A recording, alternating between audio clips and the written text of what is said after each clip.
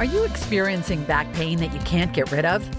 Getting migraines, vertigo, having trouble sleeping, and/or brain fog? Do you feel like your medical doctor doesn't understand your condition? Blair Chiropractic might be the solution you've been looking for. If you've ever been skeptical about this, the two doctors you're about to listen to were even more skeptical than you were when they looked into chiropractic work. But fear not. Get expert guidance from the blonde and the bald, Doctors Beth Bagley and Frederick Schurger. These two doctors have extensive experience beyond the healthcare realm and bringing unique vision and healing to their patients. What do you have when you get a biological analyst and an engineer together? Find out right here on another episode of The Blonde and the Bald. Welcome your hosts, Doctors Bagley and Schurger.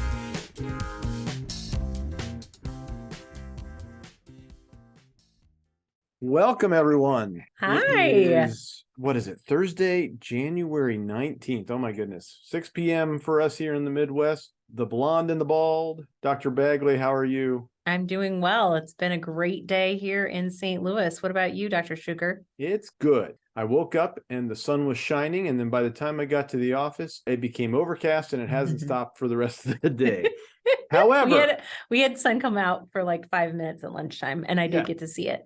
It's and you take what you can get in January. Exactly. And at the very least down in St. Louis, you'll see a little bit more sunlight. Up here, we are lucky to have sunlight at all between really about now, certainly January through about April. That's why I call it Hellinoy, not Illinois. Well, that's not inaccurate. In any case, how are you doing as far as your new habits? I saw last Friday after we recorded this, that you'd gotten into the CrossFit gym and you had a successful session. I did. I did have a great workout, and then I hurt my thumb. I cut my thumb, not at the gym, at home, and I had to have 2 stitches. Oh my goodness. So I have not been to the gym this week because I really can't grasp things without popping a stitch. So that's when you're just using your finger. I could, you know what? That is it. I am making an excuse. So I could probably go tomorrow and just not use my thumb.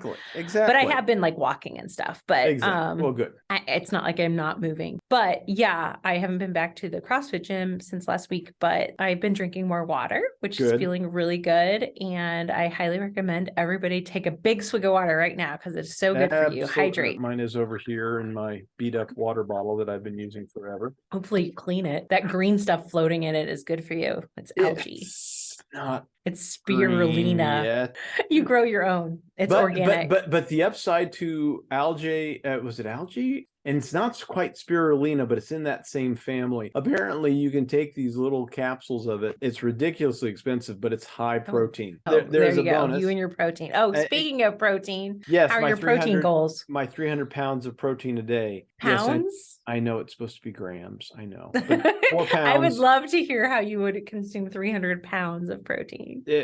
One bite at a time. But no, but even getting to 4 pounds of meat was just like, no. In fact, I was joking with... at some point, you just get like sick of it, don't you? No, it's just, but you're so full that you're like, I have things to do. And I was joking. I went to get my in-body body composition test today. And I was joking with the young man who runs that office. And he was making the same comment. He's like, yeah, at what point in time do you think you have an eating disorder when you try to do all of these kind of experiments? And that's not like when people start talking about intermittent fasting. Oh, absolutely. People can take it to an unhealthy place. So we have to be aware of those things. Right. Now, the upside is as I mentioned to him, because I looked at the numbers, not compared to where I was back in November, right after Thanksgiving, but to where I felt like I should be. And I'm like, man, those numbers are low. He says, no, your numbers are going in the right direction. And I'm like, oh, they are. So then I had a steak and another steak at lunch. So we'll see. It does sound good. I could eat a steak right now. It was good. I'll have my eggs and my bacon for dinner tonight and continue with that. Interesting aside, one of the things that I noticed this week, as I've gotten back into that higher protein level, certainly I was able to do a lunge for the first time in about 2 months since I was adjusted incorrectly and then slowly been rebuilding the strength and getting things to work properly. So I went down to do a lunge as I was setting up a table in my satellite office in the Amish community. And sure enough, hey, that didn't hurt for the first time. I didn't have to sort of brace myself to get down on that knee. me. So wow, that's a big deal. I remember really one is. time you were down here for a seminar, and it had been a while. I didn't have any associates with me at the time, so I did not have any other chiropractors working near me. And it had been a while since I had a Blair chiropractic adjustment, and I realized that my knee pain, it was me, of course, I was getting off the toilet when I stood up afterwards, and I realized I did not have to brace, and my knee didn't hurt after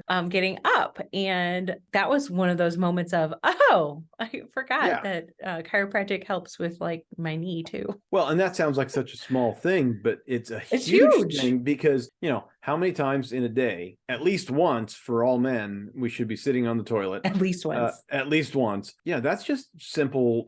It's like, all right, fine. I can't go to the gym and do my CrossFit because my thumb's messed up. I can't go to the gym and, do my squats because my knee is giving me grief. Those things are first world problems, but I think we all have a problem if we can't go to the bathroom. That's a major issue for most people if that's not working properly. So it is pretty amazing as far as what the Blair adjustment can do to sort of get the body back to where it's supposed to be. And I've been doing some rehab that hopefully is taking care of my old dislocated shoulder injury from years and years and years ago. So time will tell on that one. I'm curious to see what happens. But any case, so getting back to the diet and my good workouts this week and my knee working, I want to tell a funny aside, because Monday night we went out for dinner, some friends. One of my close friends passed away. Wait, I'm supposed to be your only friend. Well, clearly I have others, but you are on the top of the list. Yay! And it's not. I heard you just said one of your other friends passed away. Well, yes, my good friend Jim passed away a couple years back. So we went out for sort of a celebration of his birthday, because his birthday would have been this week. He would have been old. So kind. Right. And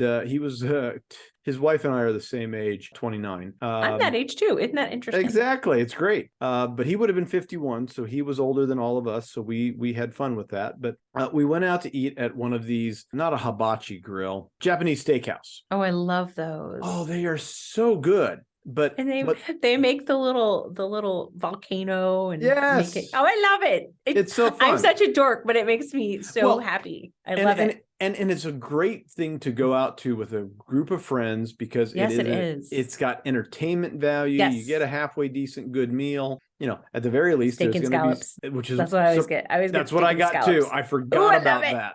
And I got that last on Monday, and that was fantastic. And the scallops I probably could have just done scallops, but the steak was so good. But I remember maybe a decade ago, they would have like this butter-like substance that they would use to fry everything up. Mm-hmm. They're not using butter. They're using some seed oil. My suspicion is it's canola oil. I bet it is. Because it's a very, you know what? You were neutral right. flavor. It is a very, it works perfectly for the high heat conditions they're using. It's just an all around. And they were probably, the butter substance they were using wasn't butter either. It was probably a margarine. I can't believe it's not butter type thing, but whatever it was, but this was definitely full on canola oil. And when I saw it, I'm just like, I'm not going to complain. I'm not going to say, hey, try not to put that on there. Cause he's cooking all the meats all at one time. He's cooking all together. Yeah. Right. That's the point of the meal. Yeah. At the end of it, I'm like, this was a good meal. I remember why I enjoy this. And the next day, I didn't have a problem with my workouts or anything like that. The scale was higher than I liked. Oh, I know you ate some of that rice. You ate some, didn't you? I did. Mm-hmm. I did. And the rice that I didn't eat went to the dogs. And everyone's like, how are you not finished with your rice? Because I was using my chopsticks. That's a really good point. If you are using chopsticks, you'll eat slower. Absolutely. An aside, real quick, is if I'm to eat popcorn, and I know you don't eat popcorn, but if I'm eating a bowl of popcorn. I had popcorn last night. Do you? Yeah. I use chopsticks to eat it with, because then I eat it slower. Interesting. It's kind of fun. I just make my popcorn in beef tallow, and that just makes it happy. Lard is better. Really?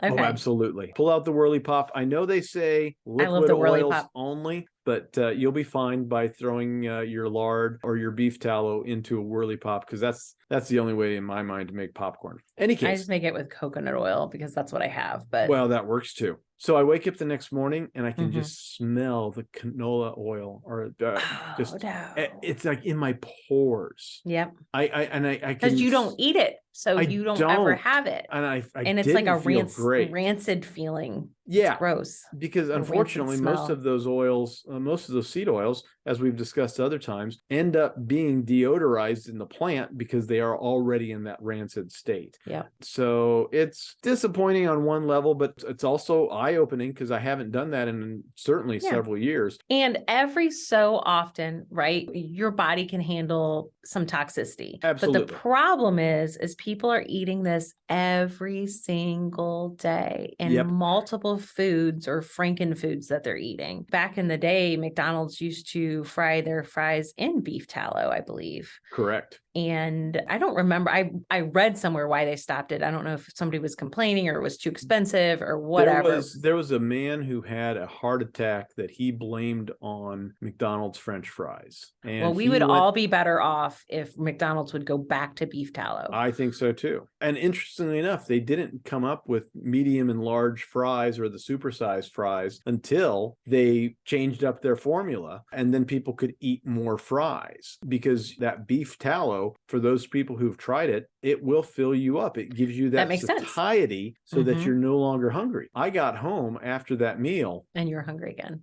All did I eat that night? I felt like I ate another, I know I had a half of my normal quarter keto brick for dessert, but there was I could have eaten more. And that's sort of this is sort of the problem. There are certain oils and fats that helps, make us feel full. Whereas this was, and there was a ton of food. I mean, there was rice, I had a pile of rice on a plate, is this big around rice. There were noodles on top of that I could have had. I don't do noodles. And shoot, the scale was up 4 or 5 pounds that next It's the inflammation, morning. Right? It wasn't the actual food that you ate. It was probably the inflammation. There was a volume of food. There was a volume of food, but I'm retaining water as a result of that inflammation, because that's so much of what we're doing is people talk about retaining water. The reason they're retaining water. Seed oils. Let's go over what that means. A seed oil is something that's processed, highly processed. Canola oil is one of them. Sunflower seed oil is too, as much as I don't want it to be. What are the other ones? Soybean. Corn. Oh, big soybean corn oil, which doesn't even make sense. But soybean oil is another big one. Yeah. Cottonseed oil.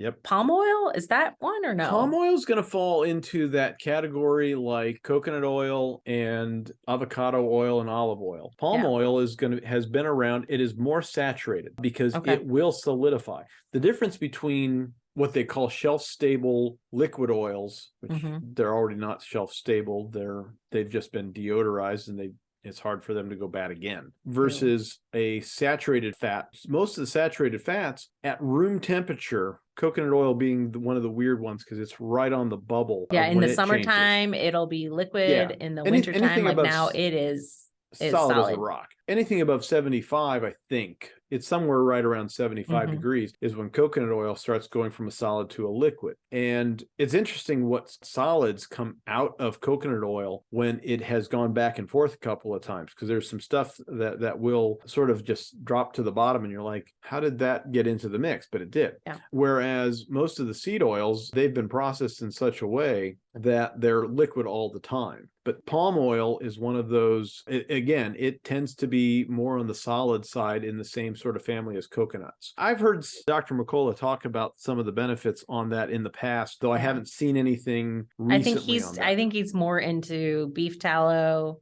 right, coconut oil, and ghee. Yep, ghee is another popular one. Ghee is popular because, and I think it sort of falls into, we've taken out any of the milk solids that would have been as part of the butter. Inflammatory stuff, yeah. Though that might be inflammatory to some people. I still think so, yeah. If that's not an issue for you, a lot of times you get away with the butter and the ghee. So then the seed oils are processed. A lot of times they use, is it hexanes? I don't remember. That's something like that. It's the chemicals they use to process through it. It's some gross stuff. And then it's mass produced and it's what is in most processed foods.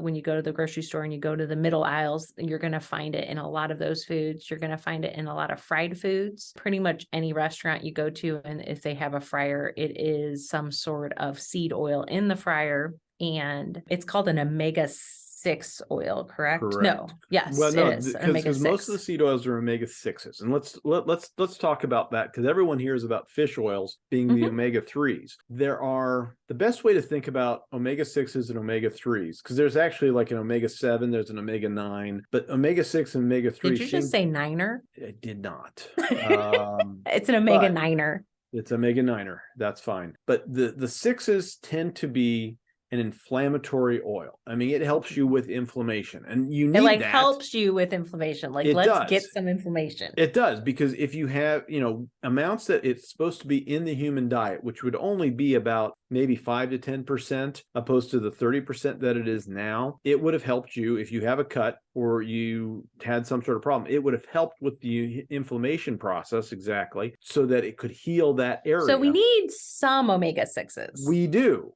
And then the omega-3s would have been more in abundance, because omega-3s tend to be, especially the one that is, and there are two components that are important in omega-3. There's the DHA, which makes up like 40% of your brain matter. And mothers, if you're not taking DHA while you're pregnant with children, or breastfeeding. That DHA, and breastfeeding, that's another good one. That DHA's got to come from somewhere, because our bodies do not make it very well. Where is it coming from? Oh, there's something called mommy brain. Yes. You hear that? Well, yeah, okay, yeah. Mommy brain is because there's lots of stress and stuff. But what if they're sucking the life from you, literally? Literally. If you don't eat this, you must eat the DHA. Yes, exactly. I agree. So make sure you're getting the DHA, but the anti-inflammatory part of the omega-3 is something called EPA. And I'm not going to go into what DHA and EPA stand for, because half the time I can't pronounce it properly. And nobody really needs to know that, other than there's a ratio that we need to know.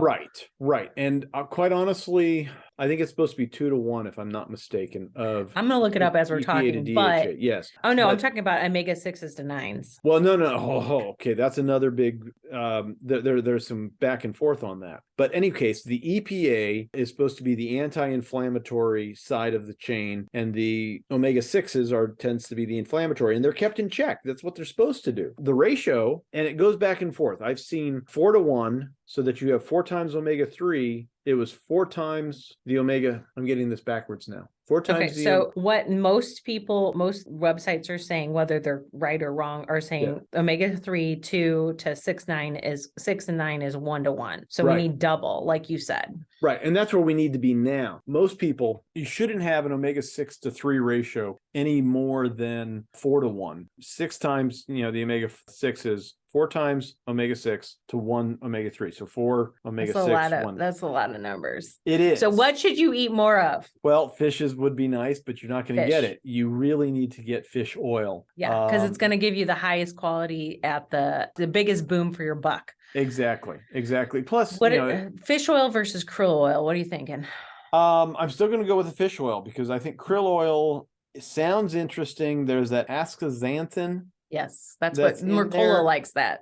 Yeah, and I'm not opposed to it, but I think, if you're getting fish oils at all, that's a huge step, but you have to get enough, and you have to get a quality one. Right. And this gets back to, you could eat fish. Like I had a patient who just got back from Jamaica. She was in town visiting family. She's heading back. And I asked her, you love the fish down there, but how quickly did you want to have a steak? And she said, that's the first thing when I got in town, I wanted a steak, because she hasn't had a steak in a while. We don't live in Jamaica. No. We don't have access to all those freshwater fish. We do have access to grass-finished beef, which is better, but the omega-3 ratios are still not great. And a beef is still going to have some omega-3s to it, even if it's grain finished. As far as, do I have a bottle of fish oils? You need like 3 grams a day. It's a lot. It is a lot. And that's 3 grams of EPA to start counteracting stuff. So 3 grams, if you're looking at milligrams, that's 3,000 milligrams, correct? Because the average American is probably, instead of that, like I said, we want to have that 1 to 1 ratio, and we're probably at 4 to 1 omega-6s over here. But most people on the standard American diet are anywhere from 12 to 30 times the omega-6s. And this ends up creating a situation where you are always inflamed. Why is this important for chiropractors like ourselves? Because when you've got someone who's coming in who is dealing with some sort of condition, I don't care if it's a migraine, if it's a low back pain, if it's some sort of neurological thing, there is a level of inflammation that is way higher than what they're supposed to be able to cope with. And we get them adjusted, and it becomes a slow process of healing that doesn't, happen immediately or overnight. Like, the old timers used to tell, it's like, yeah, we adjusted their atlas, and in a month we sent them home and we didn't see them for another 6 months. I'd love a little bit more of those. I would love more of that too. But it's hard. People are sick. People are being poisoned by the food they eat. Oh, absolutely. Absolutely. And it's becoming more and more a problem because we don't appreciate what's in our food. Getting back to why we should get a high quality fish oil, you can go buy a fish oil for cheap at the big box stores. Walgreens and Costco. Yeah, they got them. Yeah, they've got them. The problem is again, fish oils are tricky. They can go rancid just as badly as the seed oils can go rancid, as all oils can go rancid. But the quality of, and it's like, oh, I'm going to eat a bunch of fish. Great. But now they're saying, I had one friend mention that they've increased toxins in the water. Yeah. There might be mercury. There might be plastics, even parasites and stuff too. Right. If you're not cooking your fish, some people aren't cooking their fish. Or this is why you got to be careful with sushi. And I love don't eat gas store sushi. I'm just saying. No. But this is why you get a reputable brand that a fish oil, because not only are they making sure you get the right amount of fish oil in your capsule so that you can sort of say, all right, how do I get to my 3 grams a day? And if you're really sick, 10 grams a day, which is really hard to do outside of a liquid. I'm wondering if we could put a link in the description of this video when we're done with it and link up to where people who are watching this could buy some fish oil, like on a full script link. So we could probably take a look at doing something like that. There's a couple of good brands out there. You can order online. Yeah, or we could put, like I said, we could put a couple different ones there. I think we'll do that. That's a good idea. But we want that higher quality fish oil because not only are they making sure you have the right stuff in there, they're making sure you don't have the wrong stuff in there. So they're taking out all the toxins, they're taking out all the heavy metals and making sure that that's screened out. Because one of the nutrition companies we like to work with, or I like to work with, is Protocol for Life, which is a subsidiary of Now Foods. And Now Foods has one of the strictest protocols for making sure they have high quality nutrition across the board. And you need that in today's day and age. I love bulk supplements for some stuff that I like experimenting with. I like to think that I'm getting a good quality product half the time. I don't know. You never really know. You don't. But you can, it's better than eating Doritos and it's totally better than eating Doritos. French fries all day. So I don't know. Did the fries come from Five Guys? Yeah, they do. Peanut oil is what they fry their stuff in. Which is Guys.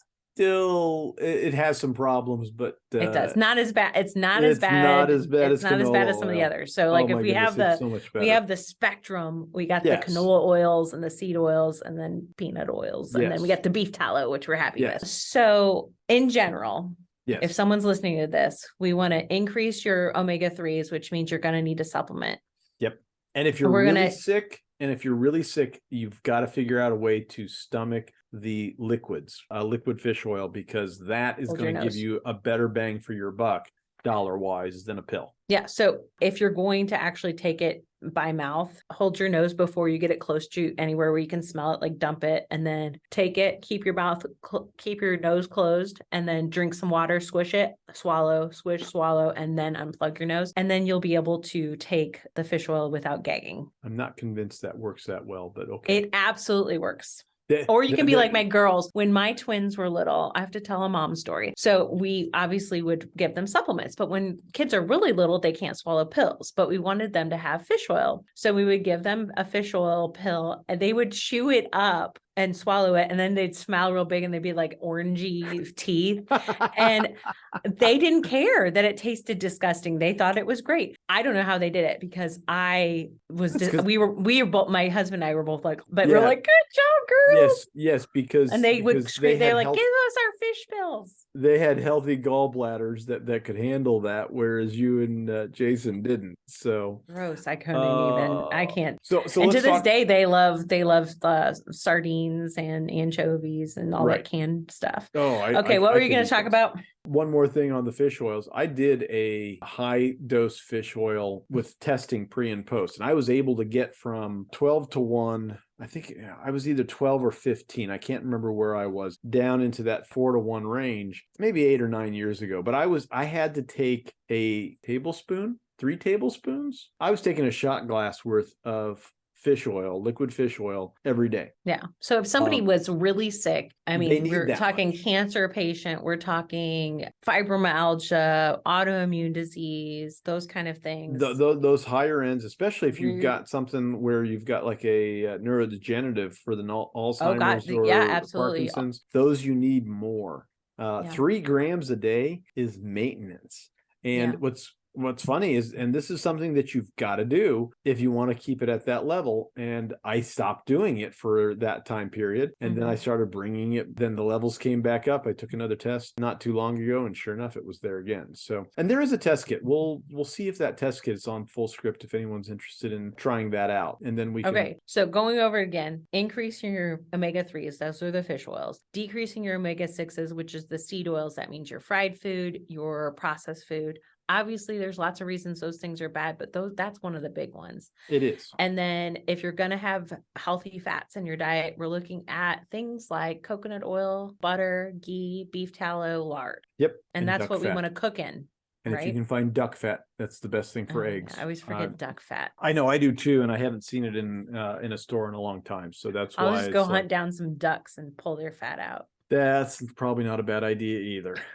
I'll get right on that. So anything in your office happened this week that you want to talk about? So I want to do the follow-up for the patient who, the migraine patient who slipped off, and she said she did great. I saw her on Tuesday as a follow-up, and she says, I was doing great up until maybe Monday. She was starting to feel something crawling behind her eye again. And what's curious is just that stabbing pain back there. What's curious is I've had another patient who has since moved to California, is under care out there, but she also had this really bad stabbing pain behind her eye. And what was curious about that, in this case here, was the same. It wasn't her atlas that was involved. It was her number 2, the axis, that was causing the problem. And I find that curious that I've had a few of those instances where that stabbing pain behind the eye is the axis. You've got one too. Wait to talk to you about this. Oh my gosh, it's so funny that you bring this up, which is why I think that you are right on that. So Dr. Shiloh, who I invited to come, and she's too embarrassed to come be on a podcast because she's too cool for us. Exactly. No, she's going to come on. You guys will meet her soon. So she has an MS diagnosis, and she's gone through some not great things with that in the past. She's just finished chiropractic school, and she just started Blair Care. Just August, I think, is when she first started Blair Care. And she's seen some big changes in her health. But recently she saw a dip. Now, I wouldn't call it a MS relapse yet because it hasn't gotten that bad. But just this week, she went on vacation. She got engaged. She had all of these things, like all of this good stress, but stressful things happen that are different from her normal routine. And this last week, she just hasn't been feeling good. When we checked her, her atlas was way out of place. So we got that back, and she noticed immediately she had her energy back and she was feeling a lot better. But she has an eye symptom. When she knows there's something with MS and her eye isn't functioning right, she gets spots she can't see. And then she was having some weird arm thing. And to the point where she told me yesterday that she's going to go to the hospital tomorrow and either get admitted or get a round of steroids. So then today she was like, I was like, can you check me? Because I needed an adjustment, and she got me adjusted. But she's like, let's, can we check me again? I was like, of course. And I checked her leg lengths, and she did not have a C1 adjustment or need a C1 adjustment. Yay. But then I did another test and C2 came up. Mm. And she's had a misalignment there before, but this wasn't her typical presentation. Right. So I did some pressure tests and I poked on her and she goes, oh, when I hit one side, and I said, there it is. So she got that adjustment done today. And by this afternoon, her eye symptom had gotten so much better. And she was feeling like, other than she had too much caffeine because she was jittery, she was feeling so much better too. So that's why I was like, come on and talk. And she didn't want to tonight, but we will get her on. So that was, I asked her permission that I could tell that story. And she said yes. So eye things and C2, who would have thought?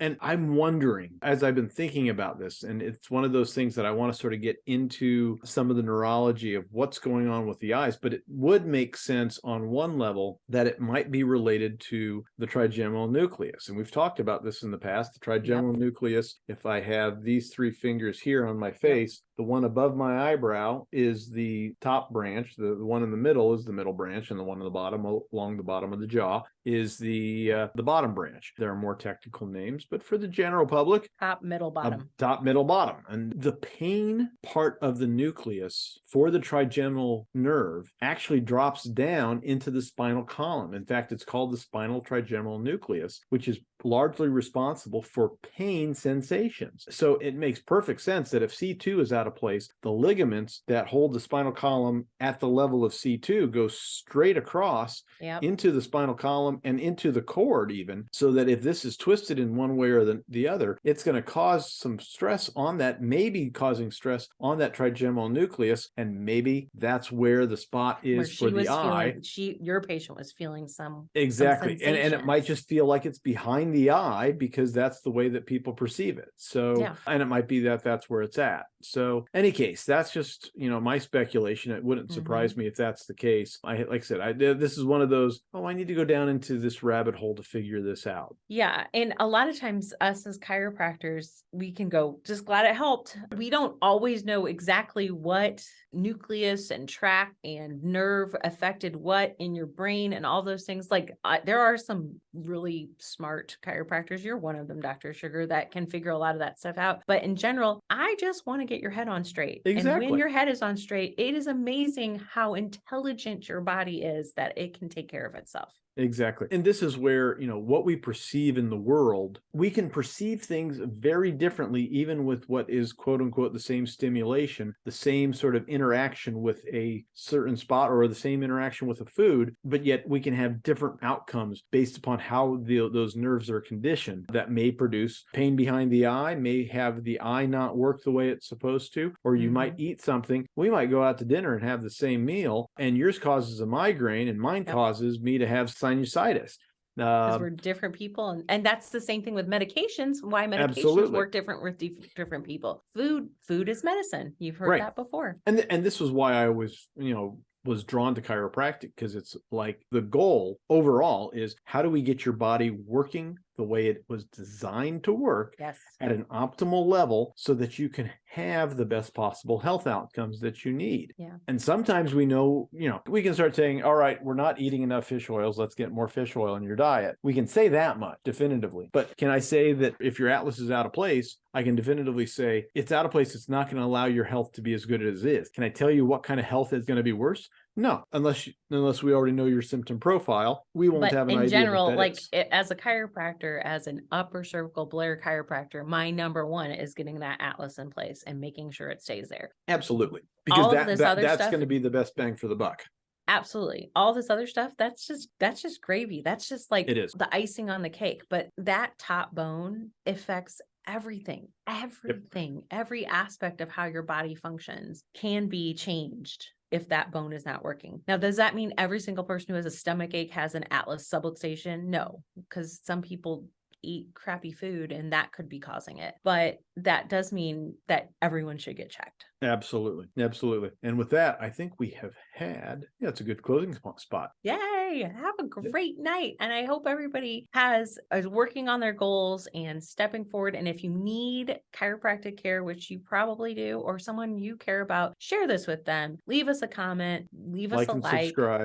subscribe, all of those things. You can find me at precisionchirostl.com. And I'm at KeystoneChiroSPI.com in Springfield, Illinois. I'm in St. Louis, Missouri. I'm on the west side of St. Louis. So I hope y'all have a great night. Good evening, everybody, and good day. And we will be back in a week. Have a good one.